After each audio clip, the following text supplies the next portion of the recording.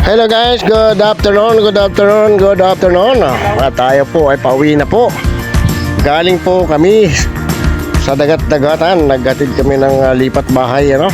Ayan. Yes! Yan po ang daanan papuntang dagat-dagatan, Batangas City, no? Nasa 1 hour po mahigit ang takbo magmula din sa may Batangas City to dagat-dagatan. Ayan. Iba po yung pinahawak natin sa ating camera, pero tayo po ang nagmamaniho ng ating sinasakyan ngayon. Pinakuha ko lang sa aking kasama. Siya pinaghawak ko sa ating camera, no? Tayo po ang nagmamaniho. Extra ng elf na yan dahil naghakot kami ng lipat bahay, no? Yes! Ayan po. Magaling din yung aking cameraman. Wow! At talagang kinukuhanan niya bawat anggulo ng gilid-gilid. Saka yung padiretso, no? Pwede na siya pakawalan.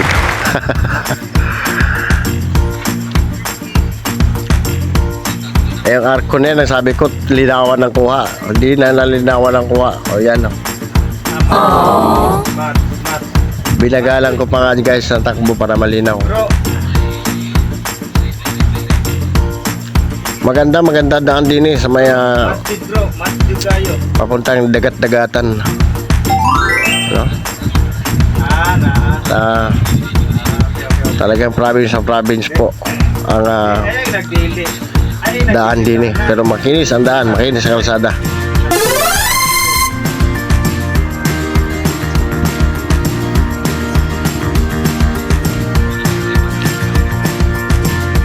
Ayan.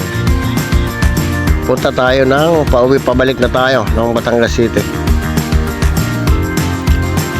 At yung papunta hindi ko na ipinopost dahil pangit po yung pagkakuha dahil puro kargamento lang po nakikita. Puno-puno po ng karga itong truck na to nung papunta kami ng dagat-dagatan.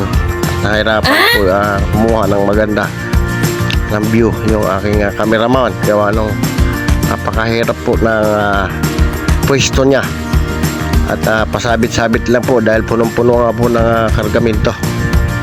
Kaya ito na lang po ang pinos ko, yung pauwi na. Doon po sa bundok na yon, doon po kami nanggagaling.